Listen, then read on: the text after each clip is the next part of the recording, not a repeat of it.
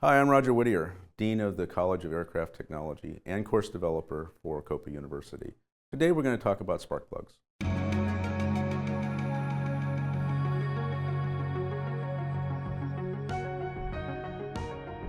So let's talk about spark plugs and kind of review what they are. They are sort of unglamorous. They're quite a workhorse for what we do with our engines. This is a cutout of a massive electrode spark plug. You can see on the inside that the construction of the spark plug is sort of complicated. There's a very large white area that's all one piece running all the way around. That is the ceramic insulator. This is a critical part to the airplane engine, because if you allow this to break or crack, you can start to have some ignition anomalies. If you look further through here, you'll see that there's a cap that's threaded that we put the spark plug lead onto, which I'll show in a moment. There is a contact pad here the spring touches. As it comes down through here, you'll see a small black area. This small black area is the resistor. We like to have a resistance between 500 and 3,000 ohms to aid in the combustion, the spark event that starts the combustion. From there, you see the electrode coming down, and this is the center electrode, and it is going to spark from this center electrode over to the two side electrodes. I've switched out that spark plug for a full spark plug, one that's not been cut, so I can kind of show what it looks like again. You can see the business end of it that has the electrodes, center and side electrodes. You can also see the threads on this end that we attach the spark lead to. And this is another important part of spark plug and spark plug performance, which is the ignition harness.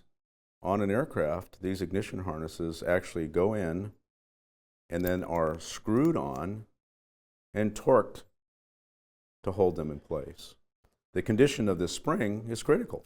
If you pull this spring out and you look at it closely, it can be sometimes very blackened by soot and carbon, or perhaps even corroded from moisture that has managed to get in there.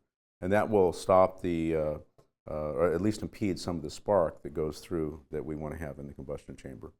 Another piece of diagnostic equipment that we use, as odd as that seems, is this is a gauge, a go-no-go gauge.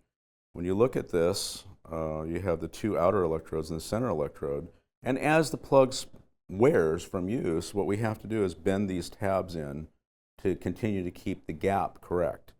What we do is we gap the spark plug, and then we take this tool and we put it over here. And if it will slide over these two tabs, then the spark plug is too worn for continued use.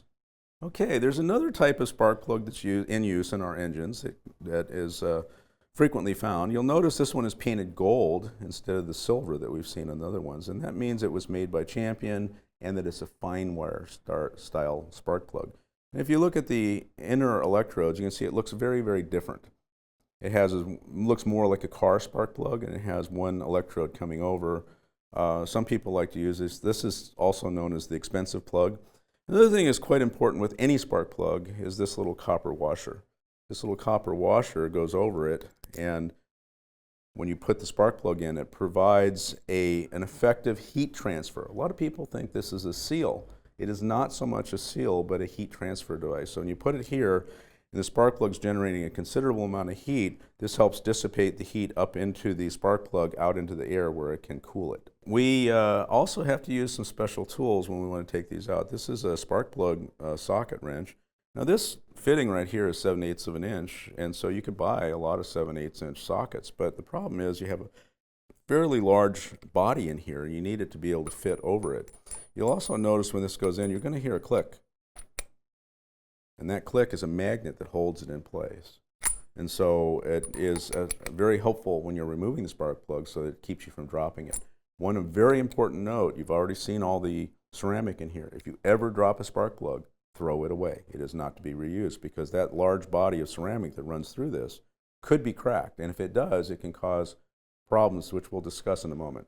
So when we start to have problems, we can see interesting other failures on the spark plug. And these are things that the pilot needs to watch out for, because they tend to see this on something like a mag check.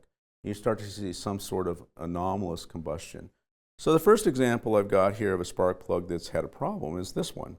And this is a massive spark plug. I removed this from an engine at annual inspection. When I pulled it out, the first thing I noticed was there was a little thing sticking in here. And I wondered, what the heck is it? It didn't take long for me to figure out that a piece of the ceramic deeper in the plug had broken off. It had managed to work its way up, turn sideways, and jam itself into the spark plug. I asked the pilot if they had seen any form of anomaly during their run-ups, and the answer was no. I sincerely questioned whether there was anomalies or not. I bet there were, and he simply didn't notice it. It's very important that we always have a normal combustion process, and lots of things can go wrong in the combustion process, but let's just focus on what can go wrong that the spark plug might have something to do with. One of those things is if the spark plug manages to get damaged in any way, shape, or form, it can have an area that can get glowing red hot. And when it does that, it can cause pre-ignition.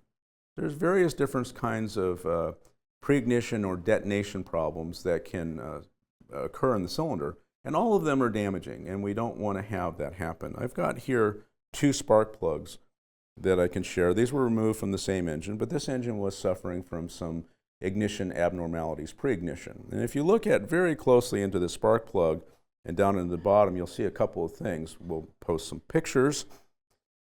Pieces of ceramic are missing, and they are gone and exposing some of the center electrode. Also, there is debris in there, and that debris is melted metal that came off of something in the engine, probably the piston, perhaps the spark plug, because the anomalous combustion that occurred is very hot, very high pressure, because it's fired at the wrong time. Let's go back to a normal spark plug and how it looks. One of the things that occurs when a spark plug is in use is that there's firing that occurs between this gap between the 2 electrodes. We run about 17,000 volts of energy through this, and it fires about 1,250 times a minute. And that kind of frequency and wear is going to cause this gap to increase. As the gap increases, we begin to have more difficulty in starting the engine because you can't get the spark across the wider gap as easily. And you may start to have other engine running abnormalities. It is very important on these spark plugs that you, about every 100 hours, remove the spark plug, inspect it, look for cracks in the ceramic that I've pointed out, and re-gap the distance between the 2. Now, there's a special tool that we use to measure it, and also another tool that we use to compress those tabs inward so it'll work properly. I guarantee at 100 hours, your spark plug gap is too large, and you're going to begin having problems that are driven totally by the spark plug, and nothing else is wrong with the engine. In summary, spark plugs play an incredibly important role in a standard normal combustion process. Taking good care of your spark plugs ensure that they're going to take good care of you. Learn the difference and make sure that you take good care of your spark plugs, and you'll have happy flying. Thanks for watching. I hope that helped.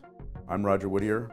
I hope to see you on the forums, or better yet, at a CPPP in the future.